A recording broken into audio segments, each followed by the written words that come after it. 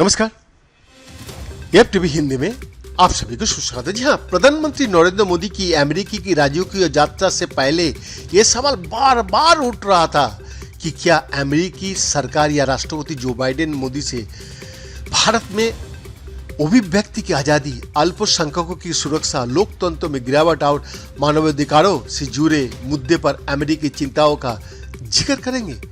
यात्रा शुरू होने से पहले ही अमेरिकी के राष्ट्रीय सुरक्षा सलाहकार जैक सुलिवन ने कहा था कि अमेरिका अपनी बात जरूर कहता है, लेकिन वो इस तरह से कहता है कि वो लेक्चर या उपदेश ना लगे। साथ ही उन्होंने कहा था कि अमेरिका ये दावा नहीं करना चाहता कि उनके सामने चुनौतियां नहीं है। इस बात से अंदाजा तो लग ही गया था कि अमेरिकी सरकार और राष्ट्रपति जो बाइडेन प्रधानमंत्री मोदी से इन विषय पर सार्वजनिक तौर पर बात करने से बचेंगे। हालांकि यह मुद्दा सार्वजनिक तौर पर उभर आया जब गुरुवार को अमेरिका मीडिया ने प्रधानमंत्री नरेंद्र मोदी से पूछा कि उनकी सरकार मुस्लिमों और दूसरे अल्पसंख्यकों की रक्षा के लिए और अभिव्यक्ति की आज़ादी के रक्षा के लिए क्या कदम उठाएगी। साथ ही ये भी पूछा गया कि मानवाधिकार संगठन कहता है कि भारत सरकार ने धार्मिक अल्पसंख्यकों के साथ भेदभाव किया है। प्रधानमंत्री नरेंद्र मोदी ने इसका जवाब में कहा है कि भारत का लोकतांत्रिक मूल्यों में धर्म, जाति, उम्र या भूभाग के आधार पर कोई भेदभाव नहीं है।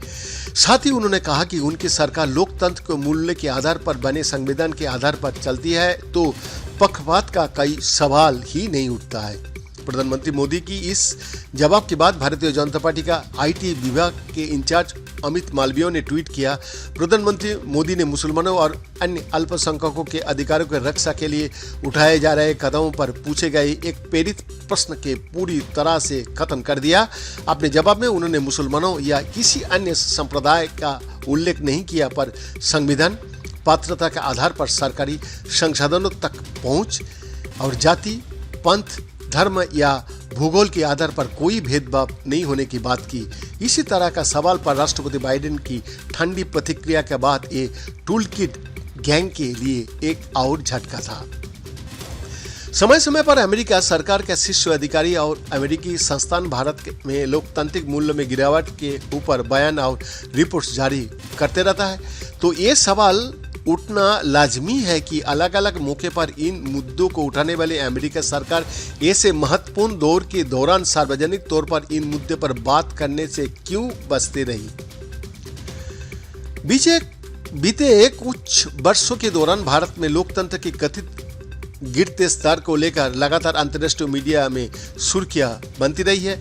वैश्विक media watchdog reports without borders की इस साल मई के महीना में मीडिया स्वतंत्रता पर जारी की गई नवीनतम रिपोर्ट के मुताबिक 2023 विश्व प्रेस स्वतंत्रता सूचकांक में भारत का रैंकिंग 180 देशों में से 168वां यानी कि 161 स्थान पर खींचा गया। साल 2022 में भारत इस सूची में 150 में था।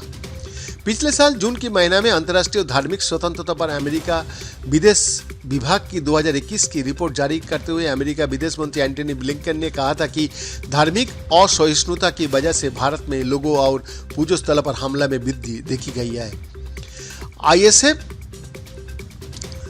और आईआरएफ के राजदूत राशिद हुसैन ने तब कहा था कि भारत में कुछ अधिकारी लोगों और पूजो स्थलों पर बढ़ने हमले को नजरअंदाज कर रहा है, कुछ उनका समर्थन भी कर रहा है। साल 2021 में अमेरिकी रक्षा मंत्री लॉयड ऑस्टिन ने कहा था कि उन्होंने भारत की केंद्रीय मंत्रियों के साथ देश में अल्पसंख्यकों को मानवाधिकार के मुद्दे पर चर्चा की।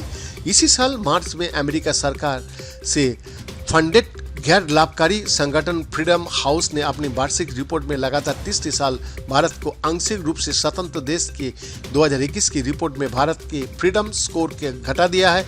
रिपोर्ट में यह भी कहा गया कि भारत में लोकतंत्र अपनी पकड़ खो रहा है। हालांकि भारत सरकार ने ऐसी सभी रिपोर्ट को गलत बताते हुए अपने विरोध जताया था।